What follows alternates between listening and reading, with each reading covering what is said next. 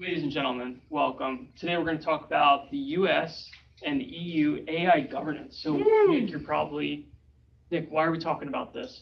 Well, the landscape that is changing for AI governance is really based on fundamental rights. So things like shaping the future of humanity and avoiding existential risk. So yeah, let's talk about it. Super light stuff.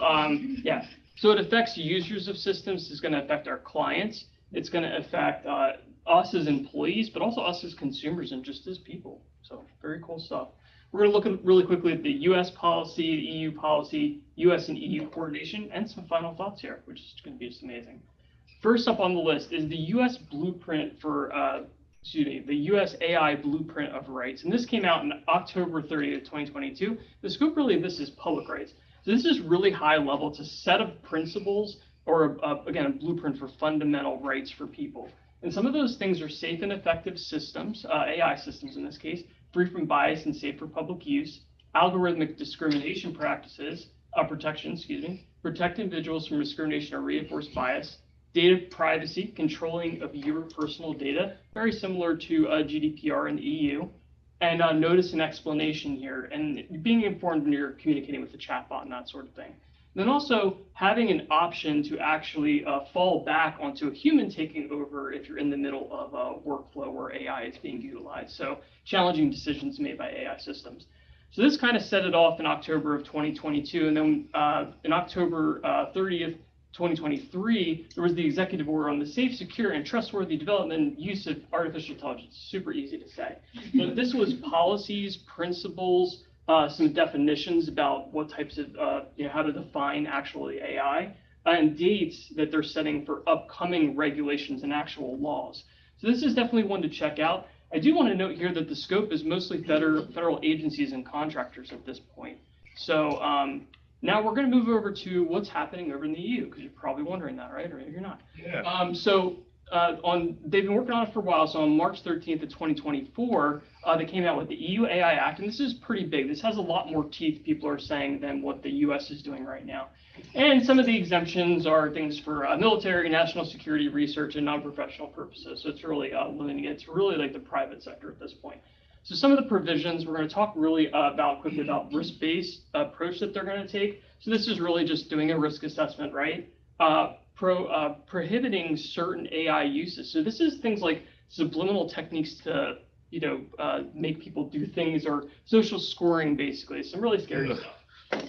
Transparency. I just want to note that this is very similar to what the US had, right? Informed you're interacting with an AI system. And I want to note also as well that the Act, it changes depending upon where you're in the value chain ultimately. So if you build a system that can do something, it's much different than if you're implementing it in another company. You're the person that's in charge of it. So if we're using ChatGPT or something like that in the EU, you have to inform, right, the user, not ChatGPT, depending upon how it's trained. Data governance, pretty boring, but high-risk systems must use high-quality data and traceability, and that's a pretty interesting thing that's happening. So let's talk about the risks. Unacceptable, banned. Social scoring or subliminal techniques, as we talked about. High risk, health, safety, and fundamental rights, anything that could infringe upon that, if it's a healthcare system or something like that. Transparency obligations and chatbots and things like that, and limited risk. So again, you're saying, hey, this is an AI system, you're communicating with AI. You're seeing this a lot more actually with ChatGPT, actually showing that you're communicating with an AI bot. And then minimal risk as well. Video games, things like NPCs and video games and stuff like that, and spam filters, that falls under this. A couple more, boring things in terms of the provision. There's technical documentation, again, aligned with the US on human oversight, conformity assessment and enforcement, which is really before you can bring it to market, if you're high risk, you have to do an assessment. And then things like market surveillance. Everybody in the EU has to pay attention to this stuff. So if we compare the US and the EU, the governance structure's vastly different, right? EU is 27 nations. The US is 53 jurisdictions that have different privacy considerations, or also whether or not dinosaurs actually existed.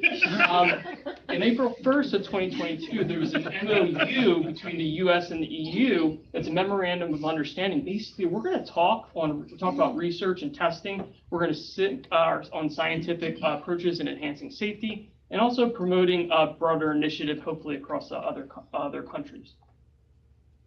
So efforts are more like, as we talked about, super high level, right? They're more alike than different. Identical themes, fundamental rights, again, building on what the EU did with GDPR.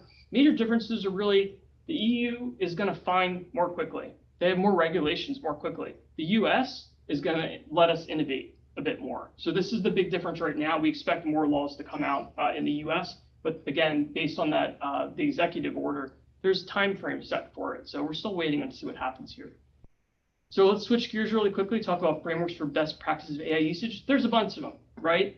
All these frameworks in some form or fashion taking these things into consideration, just things like testing and learning and privacy by design rules. But the one, if you want to take a look at it, it's really cool, is the OWASP LLM AI cybersecurity one. Definitely worth checking out if you want to see like a more technical framework that you can implement based on these fundamental rights. So transparency, this was built with AI, just trying to be safe. Some of the big barriers for AI adoption that we hear a lot from clients are things like lineage or traceability. Where does this data come from? What was it trained on? Security, right? We all want to be develop secure systems. And also the big one, regulation. That's why we're talking about this. These are the big things. So these are the things to overcome. And you can see why hopefully these acts and blueprints will help with this. So a couple final thoughts. I heard something the other day. AI is an amplifier. If it's a bad idea without AI, it's an even worse idea with AI. So it's something to take into consideration. So at the end of the day, like for us and for our clients, really you have to adopt something that makes sense to your organization. We're inspired by a ton of different security and engineering frameworks, but we're going to lean on our SOC too, because really it comes down to things like risk assessment, checking your vendors, stuff like that, and then putting it all together, and then that's what it's all about. So we're shining a huge spotlight on AI. I think there's so much more regulations than there have been, for like as far as technology goes. It's because probably of Terminator, I'm imagining. But the systems we develop and the decisions we make can affect fundamental rights. So we can make a huge difference there. So let's try to. Thanks, everybody. Any questions? It was really interesting. Where are the dinosaurs? I said I need to speed up my Skynet development. That's not going to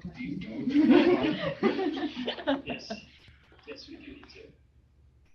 So is it just banned for healthcare in the EU? It would be high risk, so you would fall on, having to do an assessment. Oh, okay, you'd have to like pay some accountant to do it. Okay. Yeah. The only thing that seems to be banned at the moment in the EU is more of those like subliminal systems that I'm totally not running right now in this area.